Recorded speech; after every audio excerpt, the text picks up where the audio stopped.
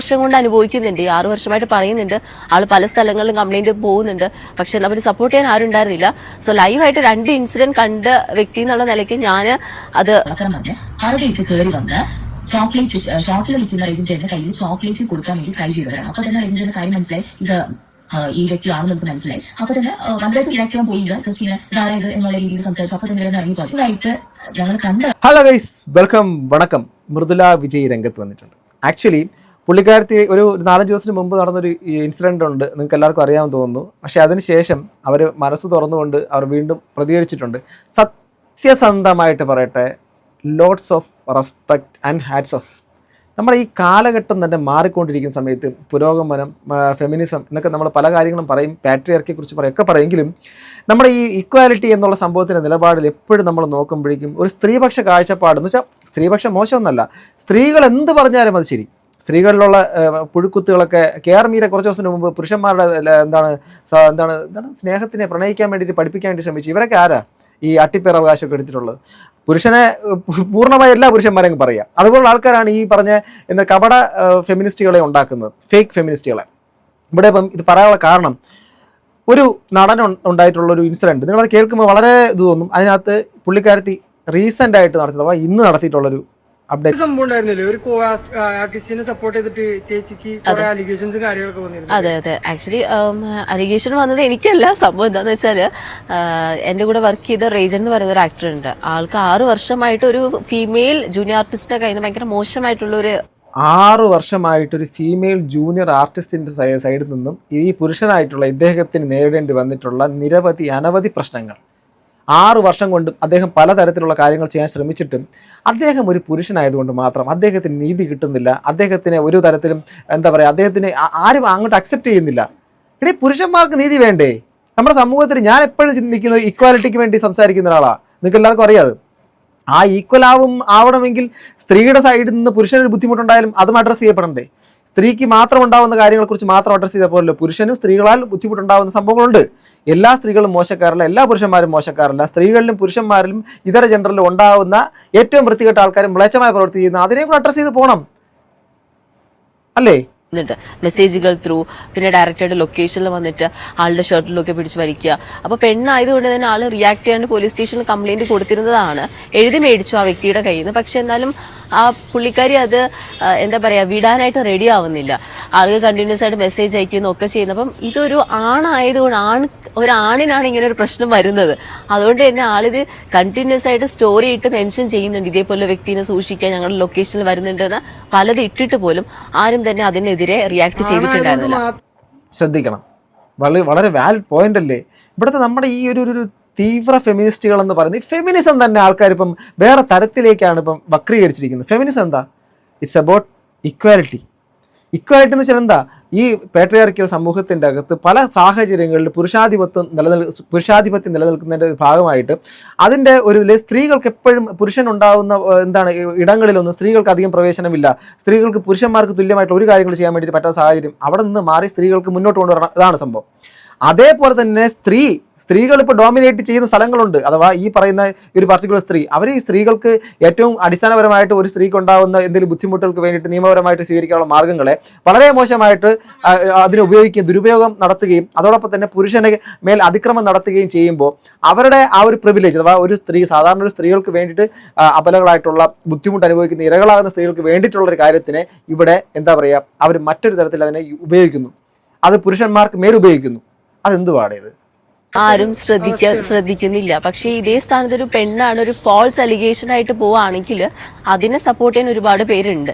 പക്ഷെ സത്യമാണ്, എത്രയോ ഫോൾസ് അലിഗേഷൻസ് നമുക്ക് ഈ ഇടയിൽ നമ്മൾ കണ്ടു. നിവിൻ പോളിയുടെ വിഷയത്തിൽ കണ്ടു, മറ്റു പലരുടെയും വിഷയത്തിൽ കണ്ടു.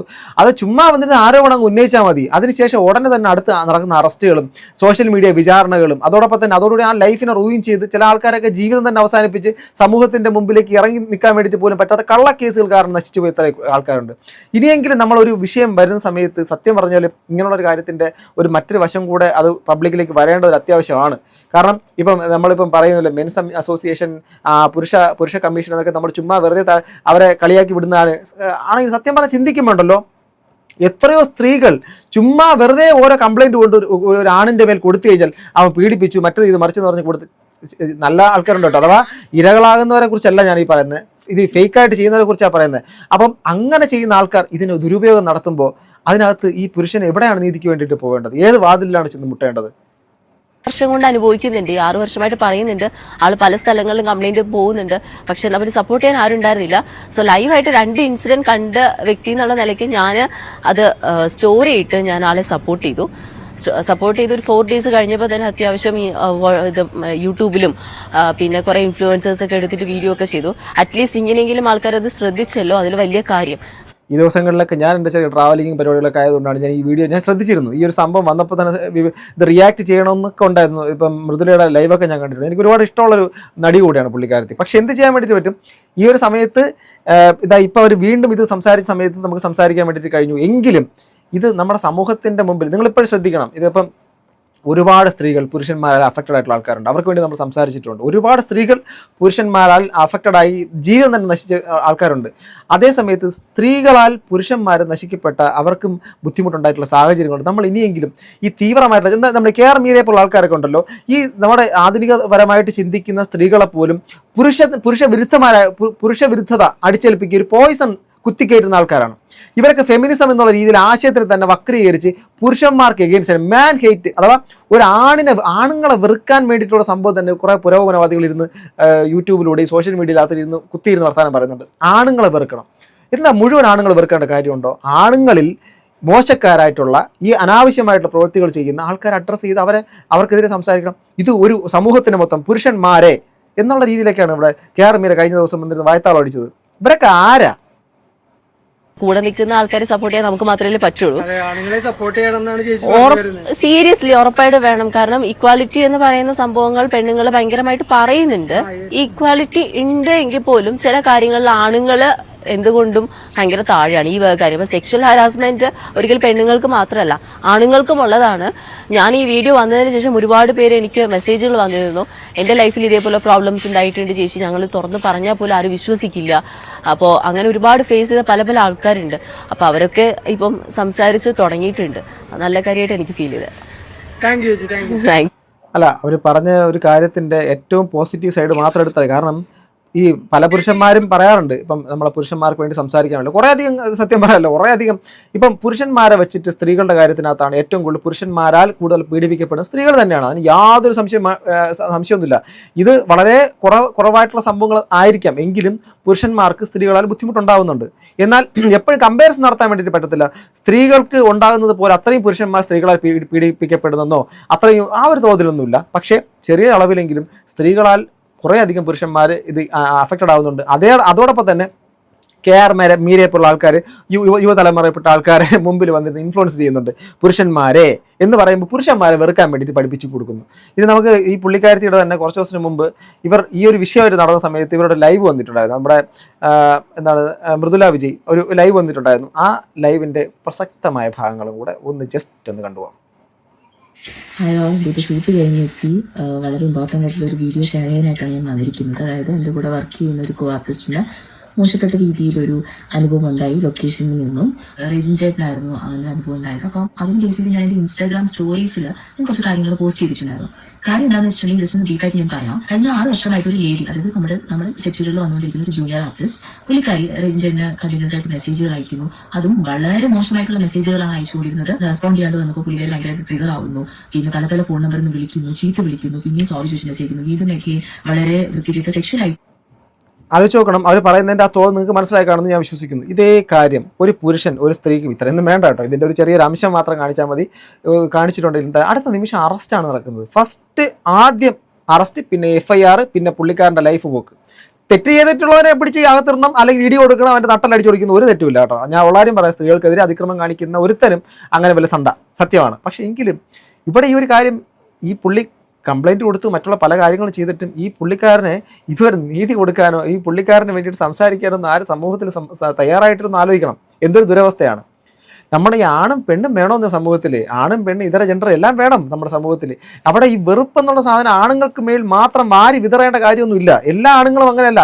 കാലഘട്ടം മാറി. ഇപ്പം ന്യൂ ജെൻ പിള്ളേർ വരുന്നുണ്ട്. ആ പിള്ളേരെ നോക്കി നോക്കൂ, അതിനകത്ത് ആൺ പെൺ വ്യത്യാസമില്ലാതെ അവർ കലർന്നു വളർന്നു.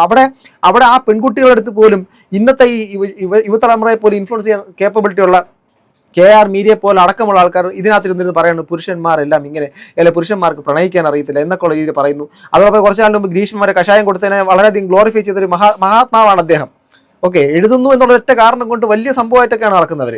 ഇവരെയൊക്കെ വിമർശിക്കാൻ കഴിയാത്തത് ഇവിടെ ആധുനികത എന്ന് പറഞ്ഞാൽ ഇങ്ങനെ തേരോട്ടം നടത്തുകയാണ്. അതിൻ്റെ ഭാഗമായിട്ട് അതിൻ്റെ ഇടയിൽ കൂടി എനിക്ക് എൻ്റെ ലൈഫിനകത്ത് പാസ്റ്റിൽ ഉണ്ടായ കുറേ അധികം ട്രോമ, കുറേ അധികം പുരുഷന്മാരാൽ എന്തെങ്കിലും ഉണ്ടായിട്ടുണ്ടാവാം.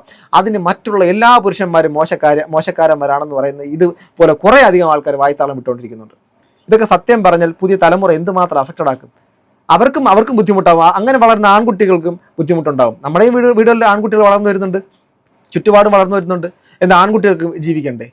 സ്ത്രീകൾക്ക് എത്രമാത്രം ബുദ്ധിമുട്ടുണ്ടാകുന്നു. അവിടെ എവിടെയെങ്കിലും ഒരു പുരുഷന് ഒരിടത്തെങ്കിലും ഒരു മോശം അനുഭവം ഉണ്ടായിട്ടുണ്ടെങ്കിൽ അതും അഡ്രസ്സ് ചെയ്യപ്പെടണം. അത് പക്ഷേ പുരോഗമനവാദികൾ അധികം കാണത്തില്ല, ഫേക്ക് ഫെമിനിസ്റ്റുകൾ അത് കാണത്തില്ല. അതാണ് പ്രശ്നം. മെസ്സേജുകൾ അയക്കുന്നു, അങ്ങനെ കണ്ടിന്യൂസ് ആയിട്ട് അയക്കുന്നു. ഈ ഒരു സംഭവം 5-6 വർഷമായി സ്റ്റാർട്ട് ചെയ്തു. പക്ഷേ ഇത് കണ്ടിന്യൂസ് ആയിട്ട് വരാൻ തുടങ്ങിയിട്ട് 3 വർഷം അടുപ്പിച്ചായി. ഞങ്ങളുടെ ലൊക്കേഷനിൽ തന്നെ 2 ഇൻസിഡന്റ് ഇതിനിടയിലും ഉണ്ടാവുകയും ചെയ്തു ഈ ഒരു വർഷത്തിനിടയിൽ. എല്ലാവരും വിചാരിക്കുന്ന ഒരു കാര്യം, ഇത്രയും വർഷമായിട്ട് നടക്കുന്ന ഒരു കാര്യം എന്തുകൊണ്ടാണ് റെസ്പോണ്ട്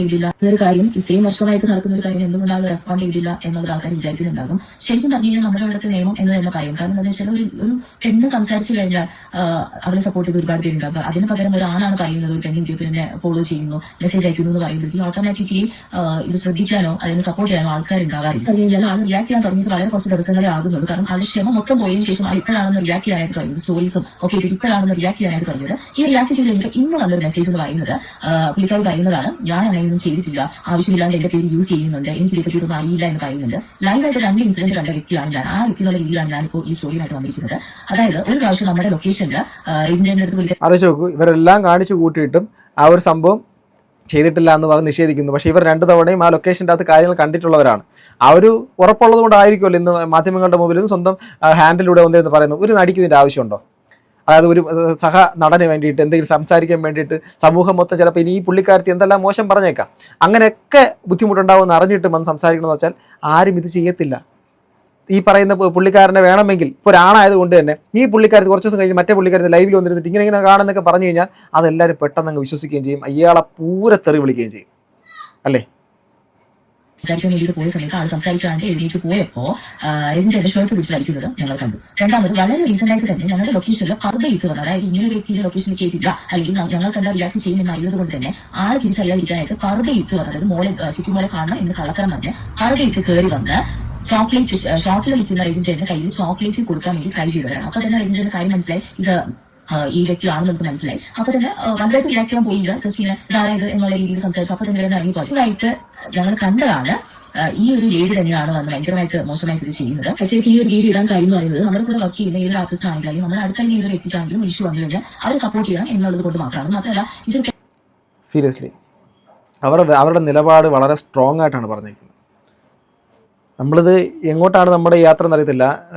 ഞാൻ ഇപ്പോൾ ഇത് കാണുന്ന പ്രിയപ്പെട്ടവരോട് ഞാൻ പറയാം, നിങ്ങളെന്നുള്ള വ്യക്തി, നിങ്ങളിപ്പോൾ ആണാവാം, പെണ്ണാവാം, കുട്ടികളാവാം, പല പ്രായത്തിലുള്ള ആൾക്കാരാവാം, ഏറ്റവും പ്രായത്തിൽ മുതിർന്നവരാവാം, ഏറ്റവും പ്രായത്തിൽ കുറഞ്ഞവരാവാം, പലതരത്തിൽ ആശയങ്ങളിൽ വിശ്വസിക്കുന്ന ആൾക്കാരാവാം. നിങ്ങളൊരു കാര്യം വളരെ ബേസിക്കായിട്ട് ചിന്തിച്ചാൽ മതി, ആണും പെണ്ണും ഒക്കെ വേണം. ഈ രണ്ടും ഒന്നുമില്ലെങ്കിൽ ഇവിടെ നിന്ന് മുന്നോട്ട് പോക്കം നടക്കത്തില്ല, അഥവാ അടുത്ത തലമുറ ഉണ്ടാകത്തില്ല. അവിടെ വെറുപ്പ്, ലിംഗപരമായിട്ടുള്ള വെറുപ്പ് എന്തിന് സൃഷ്ടിക്കണം? ഇവിടുത്തെ സദാചാര മൂല്യങ്ങളുടെ കഥ പറയൂല, സദാചാര ബോധത്തിൻ്റെ കഥ പറയുന്നത് പോലെ സത്യം പറഞ്ഞാൽ ഈ സമൂഹത്തിന് വളരെയധികം ഭാരമാകാൻ വേണ്ടിയിട്ട് പോകുന്നൊരു കാഴ്ചപ്പാടാണ്. നെക്സ്റ്റ് കുറച്ചുകൂടെ മുന്നോട്ട് പോകുമ്പോഴേക്കും ഈ പുരോഗമനവാദത്തിൻ്റെ മറ്റൊരു ഇരട്ടത്താപ്പ്. മനസ്സിലാവുന്നുണ്ടോ? ഇവർക്ക് വേണ്ടിയിട്ട് മാത്രമായിരിക്കും അവർ ചിന്തിക്കുന്ന ആശയത്തിൻ്റെ ഭാഗമായിട്ട് നിൽക്കുന്നവരെ സപ്പോർട്ട് ചെയ്തുകൊണ്ട് മാത്രമായിരിക്കും നിൽക്കുക. ബാക്കിയുള്ളവർക്ക് എന്താ പറയുക, മറ്റ് എന്താണ് ഓപ്പോസിറ്റ് ജെൻഡർ, അത് മറ്റവനാണ് മറിച്ചവനാണെന്നൊക്കെ പറഞ്ഞാൽ അവർ പറഞ്ഞാൽ അംഗീകരിക്കത്തില്ല, നമ്മുടെ ആൾ പറഞ്ഞാൽ അംഗീകരിക്കും. സോ ഗൈസ്, നിങ്ങളുടെ അഭിപ്രായം എന്താണ് ഇദ്ദേഹത്തിൻ്റെ ഈ കാര്യത്തിൻ്റെ അത് മൃദുല വിജയ് പ്രതികരിച്ചതിനെ കുറിച്ച് നിങ്ങളുടെ അഭിപ്രായം എന്താണ്? താഴെ കമൻറ്റ് ബോക്സിൽ രേഖപ്പെടുത്താം. അടുത്തൊരു വീഡിയോ കൊണ്ടുവരുന്ന ഗൈസ്, ബൈ.